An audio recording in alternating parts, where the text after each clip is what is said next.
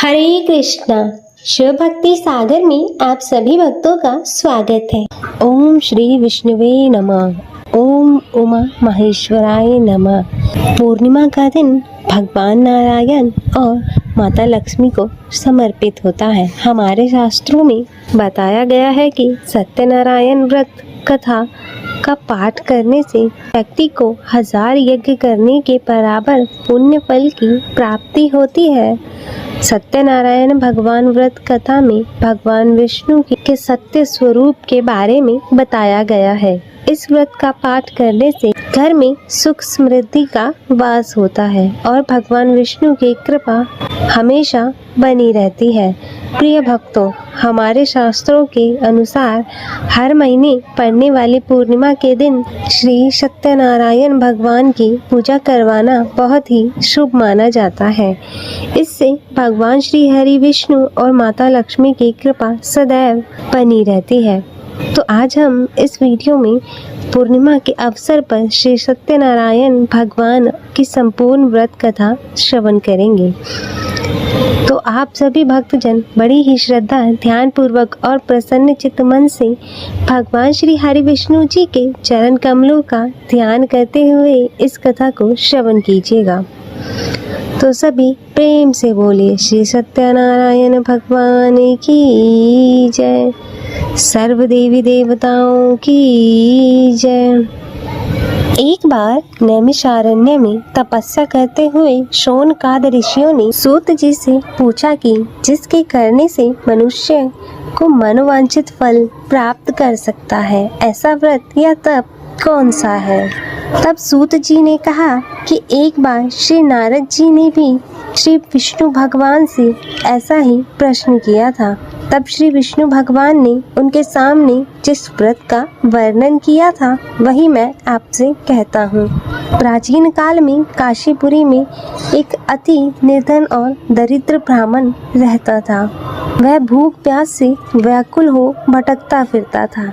एक दिन उसकी दशा से व्यथित होकर भगवान विष्णु बूढ़े ब्राह्मण के रूप में प्रकट होकर भगवान को सत्यनारायण व्रत का विस्तार पूर्वक विधान बतलाया और अंतर ध्यान हो गई। तब ब्राह्मण अपने मन में श्री सत्यनारायण व्रत करने का निश्चय करके घर लौट आया और इसी चिंता में उसे रात भर नींद नहीं आई और सवेरा होते ही वह सत्यनारायण व्रत का संकल्प करके भिक्षा मांगने के लिए चल दिया। और उस दिन उसे थोड़े ही परिश्रम में बहुत अधिक धन धान्य भिक्षा में प्राप्त हो गई और सायंकाल वह घर पहुंचकर उसने बड़ी ही श्रद्धा के साथ श्री सत्यनारायण भगवान का विधि पूर्वक पूजन किया और भगवान सत्यदेव की कृपा से वह थोड़े ही दिनों में धनवान हो गया। और जब तक वह जीवित रहा तब तक महीने के महीने श्री सत्यनारायण का व्रत पूजन किया करता था। और वह ब्राह्मण देह छोड़ने के बाद विष्णु लोक को गया।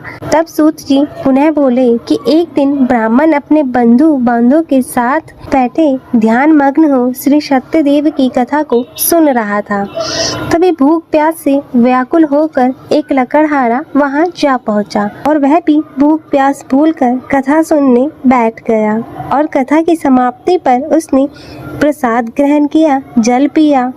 फिर उसने ब्राह्मण से इस कथा के बारे में पूछा तो उसने बताया कि यह सत्यनारायण जी का व्रत है जो मनोवांछित फल को देने वाला है। पहले मैं बहुत दरिद्र था और इस व्रत के प्रभाव से मुझे यह सब वैभव प्राप्त हुआ है। तब यह सुनकर लकड़हारा बहुत ही प्रसन्न हुआ और मन ही मन श्री सत्यनारायण व्रत के पूजन का निश्चय करता हुआ लकड़ी बेचने के लिए बाजार की ओर चल पड़ा। और उस दिन लकड़हारे को लकड़ियों के दुगना दाम मिले और उन्हीं पैसों से उसने केले, दूध, दही आदि पूजन की तमाम सामग्रियां खरीद ली और घर की ओर चल दिया। और घर पहुंचकर उसने अपने कुटुंबियों और पड़ोसियों को बुलाकर विधि पूर्वक सत्यनारायण का पूजन किया और सत्यनारायण की कृपा से वह भी थोड़े दिनों में संपन्न हो गया। तब सूत जी ने कहा कि प्राचीन काल में उल्कामुख नामक एक राजा था। वह और उसकी रानी दोनों बड़े धर्मनिष्ठ थे। एक समय राजा और रानी भद्रशिला नदी के किनारे श्री सत्यनारायण की कथा सुन रहे थे। एक बनिया भी वहां आ पहुंचा। उसने रत्नों से भरी अपनी नौका को एक किनारे पर लगा दिया और स्वयं पूजा की जगह पर गया और वहां का चमत्कार देख उसने राजा को इसके बारे में पूछा। तब राजा ने बताया कि हम विष्णु भगवान का पूजन कर रहे हैं और यह व्रत सभी मनोकामनाओं को पूर्ण करने वाला है। तब राजा के ऐसे वचन सुन और प्रसाद पा बनिया अपने घर को चल दिया और घर पहुंचकर उसने अपनी पत्नी से व्रत का सब वृतांत कहा और संकल्प किया कि मैं भी संतान होने पर यह व्रत करूंगा। और उसकी पत्नी का नाम लीलावती था और सत्यदेव की कृपा से वह कुछ दिनों बाद गर्भवती हो गई और पूरे 10 महीने के बाद उसने एक कन्या को जन्म दिया। कन्या का नाम कलावती रखा गया। वह चंद्रमा की कलाओं के समान नित्य प्रतिदिन बढ़ने लगी और एक दिन अवसर पाकर लीलावती ने अपने पति को सत्यदेव का व्रत करने की बात याद दिलाई। तो उसने कहा कि मैं यह व्रत कन्या के विवाह में करूंगा। और यह कहकर बनिया अपने कारोबार में लग गया और जब उसकी कन्या विवाह योग्य हो गई तो उसने अपने दूतों द्वारा खोज कराकर कंचनपुर नगर में एक बनिए के सुंदर सुशील और गुणवान बालक के साथ विवाह कर दिया। फिर भी बनिए ने सत्यनारायण का व्रत नहीं किया और इससे श्री सत्यनारायण अप्रसन्न हो गए और कुछ दिनों बाद बनिया अपने दामाद को लेकर समुद्र के किनारे रत्नसारपुर में व्यापार करने लगा। एक दिन रत्नसारपुर के राजा चंद्रकेतु के खजाने से चोरों ने कुछ धन चुरा लिया। तब राजा के सिपाही चोरों का पीछा कर रहे थे। चोरों ने जब देखा कि राजा के सिपाहियों से बचना कठिन है तब उन्होंने राजकोष से चुराए हुए बहुत से धन को एक जगह फेंक दिया और स्वयं भाग गए और वही बनिए का डेरा था और सिपाही चोरों को ढूंढते हुए उसी जगह पहुंच गए और उन्होंने दोनों बनियों को चोर समझकर पकड़ लिया। तब राजा ने दोनों बनियों को जेल में डालने का आदेश दिया और उनका धन कोष में जमा कर दिया। और यहाँ श्री सत्यदेव के कोप से लीलावती और कलावती के बड़े दुख से दिन काट रही थी। एक दिन कलावती भूख प्यास से बहुत ही व्याकुल होकर एक मंदिर में चली गई। वहाँ श्री सत्यनारायण की कथा हो रही थी और वहीं बैठकर उसने कथा सुनी और प्रसाद लेकर रात होने पर घर पहुंची। तब माता की देरी का कारण पूछने पर उसने सब बात कह दी। उसकी बात सुनकर लीलावती को अपने पति की भूली बात भी याद आ गई और उसने श्री सत्यदेव का व्रत करने का निश्चय किया और उसने अपने बंधु बांधव को बुलाकर श्रद्धापूर्वक कथा सुनी और विनम्र भाव से प्रार्थना की कि मेरे पति ने संकल्प करके आपका व्रत नहीं करा, उसी से आप अप्रसन्न हुए थे। अब कृपा कर आप उसे क्षमा करें। लीलावती की प्रार्थना से श्री सत्यदेव प्रसन्न हो गए और उसी रात्रि श्री सत्यदेव ने राजा चंद्रकेतु के स्वप्न में दर्शन देकर कहा कि प्रातः काल होते ही दोनों बनियों को जेल से छोड़ दो और उनका सभी धन उन्हें लौटा दो, वरना पुत्र और पौत्र समेत तुम्हारे राज्य का नाश हो जाएगा। इतना कहकर श्री सत्यदेव तो अंतर्ध्यान हो और राजा ने भी सवेरा होते ही दोनों बनियों को मुक्ति का आदेश दिया और साथ ही उनका धन भी उन्हें लौटा दिया और बहुत ही सम्मान पूर्वक उन्हें विदा किया। तब दोनों बनिए आनंदित हो गए और अपनी नौका लेकर घर की ओर चल पड़े। तब श्री सत्यनारायण भगवान सन्यासी के वेश में उनके समीप आए और बोले कि तुम्हारी नौका में क्या है। तब बनिए ने हंसते हुए उत्तर दिया कि नौका में लता पत्रों के सिवाय कुछ भी नहीं है। यह सुनकर दंडी स्वामी ने कहा कि तुम्हारा वचन सत्य हो। तब स्वामी के चले जाने पर बनिए ने देखा कि नौका हल्की होकर ऊपर को उठ रही है। उसे बड़ा कौतूहल हुआ और उसने जैसे ही देखा कि बेहोश होकर गिर पड़ा। किंतु दामाद ने कहा, इस प्रकार घबराने से काम नहीं चलेगा, यह सभी उन्हीं स्वामी की करामात है, चलकर उनसे प्रार्थना की जाए, फिर से वैसा ही सब हो जाएगा। तब दामाद की बात मानकर बनिया स्वामी के पास पहुंचकर उनके चरणों में गिर पड़ा और बार बार उनसे क्षमा याचना करने लगा और उनकी विनती प्रार्थना से भगवान ने प्रसन्न होकर उन्हें इच्छित वरदान दिया और स्वयं उसी जगह अंतर ध्यान हो गए। तब बनियों ने नाव के पास जाकर देखा तो वह धन रत्नों से परिपूर्ण थी। तब उन्होंने वहीं श्री सत्यदेव का पूजन किया और कथा सुनी। फिर वहीं घर की ओर चल दिए और अपने नगर के समीप पहुंचकर बनिए ने लीलावती के पास अपने आने का समाचार भेजा और लीलावती उस समय श्री सत्यनारायण की कथा सुन रही थी। तब उसने अपनी पुत्री कलावती से कहा कि तुम्हारे पिता और पति आ गए हैं, मैं उनके स्वागत के लिए चलती हूँ। तुम भी प्रसाद लेकर शीघ्र ही नदी के तट पर पहुँच जाना। और कलावती प्रसन्नता के कारण इतनी विमुक्त हो गई कि वह कथा का प्रसाद लेना भी भूल गई और तुरंत ही नदी के तट की ओर दौड़ पड़ी। और वह जो ही नदी के किनारे पर पहुंची तो ही उसके पति समेत नौका जल में डूब गई। और यह देखकर बनिया हाहाकार करके छाती पीटने लगा। लीलावती ने भी दामाद के शोक में विलाप करने लगी और कलावती अपने पति की खड़ाऊ लेकर सती होने के लिए तैयार हो गई। तभी आकाशवाणी हुई, हे वणिक, तेरी कन्या सत्यनारायण के प्रसाद का निरादर करके अपने पति से मिलने के लिए आतुर होकर दौड़ी आई थी। यदि वह प्रसाद लेकर फिर आए तो उसका पति जीवित हो उठेगा। और यह सुन कलावती घर की ओर दौड़ पड़ी और श्री सत्यनारायण का प्रसाद लेकर नदी के किनारे आई तो क्या देखती है कि उसके पति समेत नौका जल पर तैर रही है। यह देख बनिया भी प्रसन्न हो गया और अपने घर पहुंच गया। और जब तक वह जीवित रहा तब तक उसने श्री सत्यदेव का व्रत करता रहा तथा श्रद्धा पूर्वक कथा सुनता रहा। इसके पश्चात सूत जी बोले कि एक समय तुंगध्वज राजा शिकार खेलने के लिए वन में गया हुआ था। वहां उसने देखा कि एक बरगद के वृक्ष के नीचे बहुत से गोप ग्वाल इकट्ठे होकर श्री सत्यनारायण की कथा सुन रहे हैं। तब राजा ने ना तो श्री सत्यनारायण को नमस्कार किया और ना ही जन के पास गया। तब गोपगण राजा को देखकर स्वयं प्रसाद लेकर उनके पास गए और प्रसाद को राजा के सामने रख दिया।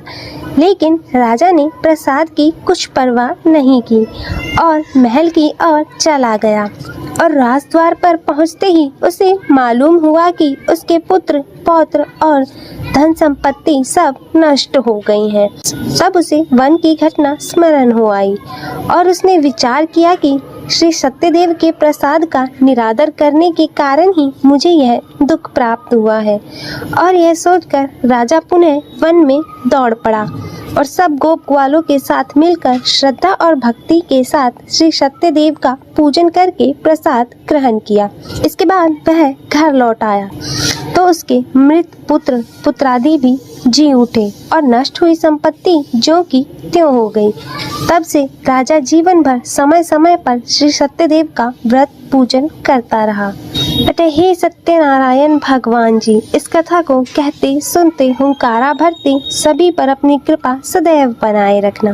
तो बोलिए श्री सत्यनारायण भगवान की जय। ओम नमो भगवते वासुदेवाय नमः। हरे कृष्णा श्री शिवाय नमस्तुभ्यं। प्रिय भक्तजनों, आज हम इस वीडियो में भगवान विष्णु की आरती श्रवण करेंगे। तो आइए भक्तजनों शुरू करते हैं भगवान विष्णु की आरती। ओम जय जगदीश हरे, स्वामी जय जगदीश हरे। भक्त जनों के संकट, भक्त जनों के संकट क्षण में दूर करे। स्वामी जय जगदीश हरे। जो ध्यावे फल पावे, दुख बिन से मन का। सुख संपत्ति घर आवे, सुख संपत्ति घर आवे, कष्ट मिटे तन का। ओम जय जगदीश हरे। मात पिता तुम मेरे, शरण गहूँ किसकी। ओ स्वामी शरण गहूँ किसकी। तुम बिन और न दूजा, तुम बिन और न दूजा, आस करूं जिसकी। ओम जय जगदीश हरे। तुम पूरन परमात्मा, तुम अंतर्यामी, पर ब्रह्म परमेश्वर, पर ब्रह्म परमेश्वर, तुम सबके स्वामी। ओम जय जगदीश हरे। तुम करुणा के सागर, तुम पालन करता। स्वामी तुम पालन करता। मैं मूरख कल कामी, मैं मूरख कल कामी, कृपा करो भरता। ओम जय जगदीश हरे। तुम हो एक अगोचर, सबके प्राणपति। स्वामी सबके प्राणपति। किस विधि मिलूं दयामय, किस विधि मिलूं दयामय, तुमको मैं कुमति। ओम जय जगदीश हरे। दीन बंधु दुख हरता, तुम ठाकुर मेरे। ओ स्वामी तुम ठाकुर मेरे। अपने हाथ उठाओ, अपने हाथ उठाओ, द्वार पड़ा तेरे। ओम जय जगदीश हरे। विषय विकार मिटाओ, पाप हरो देवा। ओ स्वामी पाप हरो देवा। श्रद्धा भक्ति बढ़ाओ, श्रद्धा भक्ति बढ़ाओ, संतन की सेवा। ओम जय जगदीश हरे। मन धन और संपत्ति सब कुछ है तेरा। ओ स्वामी सब कुछ है तेरा। तेरा तुझको अर्पण, तेरा तुझको अर्पण, क्या लागे मेरा। ओम जय जगदीश हरे। जगदीश्वर जी की आरती जो कोई नर गावे। कहत शिवानंद स्वामी, कहत शिवानंद स्वामी, मनोवांछित फल पावे। ओम जय जगदीश हरे। ओ स्वामी जय जगदीश हरे। भक्त जनों के संकट, भक्त जनों के संकट, क्षण में दूर करे। स्वामी जय जगदीश हरे। हरे कृष्णा। तो प्रिय भक्तगणों, मैं उम्मीद करती हूँ कि आपको यह कथा पसंद आई होगी और वीडियो अच्छी लगी हो तो इसे लाइक करें और ज़्यादा से ज़्यादा शेयर करें और कमेंट में सत्यनारायण भगवान की जय लिखना ना भूलें और चैनल को सब्सक्राइब कर नोटिफिकेशन बेल को ज़रूर ऑन करें। हर हर महादेव। ओम नमः शिवाय।